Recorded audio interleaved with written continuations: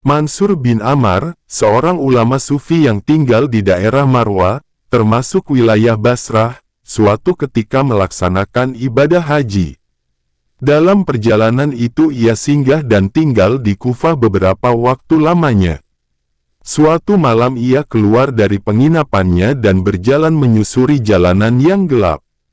Tiba-tiba dari suatu rumah ia mendengar suara seseorang sedang munajat berdoa, "Ya Robi, demi keagungan dan kebesaran-Mu, sungguh aku berbuat maksiat itu bukanlah kumaksudkan untuk menentang-Mu, dan bukan juga karena kebodohanku akan hukum-hukum syariat-Mu, tetapi semua itu terjadi karena kesalahanku, karena kelengahanku, karena aku terlalu mengandalkan kemurahan-Mu akan menolong keadaanku.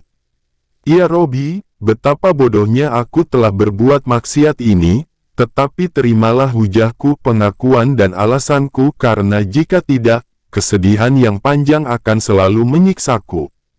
Ibnu Ammar menunggu beberapa saat lamanya, tetapi tidak terdengar lagi lanjutan munajat itu.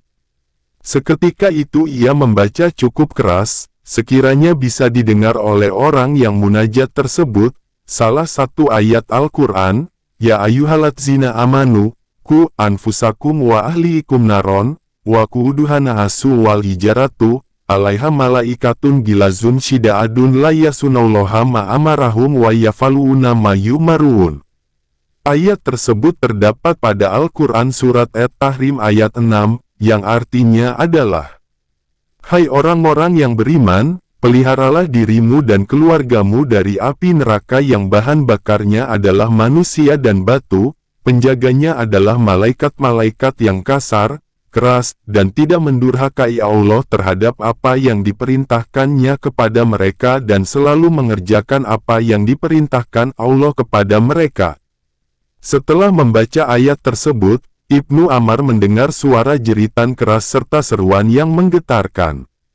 Tetapi setelah itu ia tidak mendengar suara apapun, karena itu ia berlalu pergi dan kembali ke penginapannya. Keesokan harinya Mansur bin Ammar kembali melewati rumah itu, dan ia mendengar suara ratap tangis seorang wanita di dalamnya. Beberapa orang tampak datang melayat bertakziah karena ada yang meninggal di dalam rumah tersebut. Ia mendengar beberapa percakapan, dan wanita yang sedang menangis itu berkata, "Sesungguhnya putraku ini sedang salat tahajud qiyamul lail tadi malam, setelah selesai bermunajat kepada Allah, tiba-tiba terdengar seseorang di luar rumah yang melantunkan ayat tentang ancaman neraka kepada anakku. Mendengar ayat tersebut anakku langsung kejang dan ia meninggal. Semoga Allah tidak memberikan pahala kepada orang yang melantunkan ayat tersebut." Ibnu Ammar sangat terkejut mendengar perkataan tersebut. Ia segera pulang dan menangis penuh penyesalan, tidak disangkanya kalau ayat yang dilantunkannya itu menyebabkan pemuda, yakni putra sang ibu itu meninggal. Mungkin kalau didiagnosa secara medis sekarang ini bisa dikatakan terkena serangan jantung. Rasa terkejut dan takut yang begitu mendadak sehingga jantung berhenti berdetak. Ia terus-menerus bertaubat kepada Allah atas kelancangannya, membacakan ayat sehingga menyebabkan kematian orang lain. Pada malam harinya, Ibnu Ammar bermimpi bertemu dengan seorang pemuda dalam keadaan yang sebaik-baiknya. Entah kenapa ia mengenali pemuda itu adalah yang meninggal karena lantunan surat At-Tahrim ayat 6 yang dibacanya.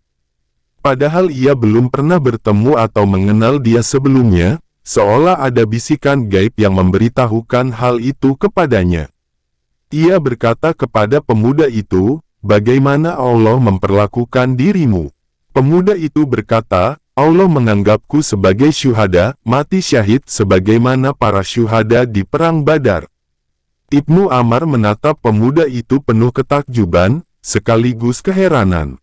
Ia berkata, "Bagaimana bisa begitu?"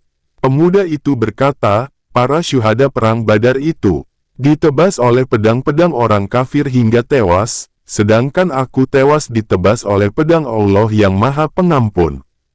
Segera setelah itu Mansur bin Ammar terbangun, ia tidak lagi bersedih, justru bahagia karena telah menjadi jalan bagi pemuda itu memperoleh derajat syahid di sisi Allah.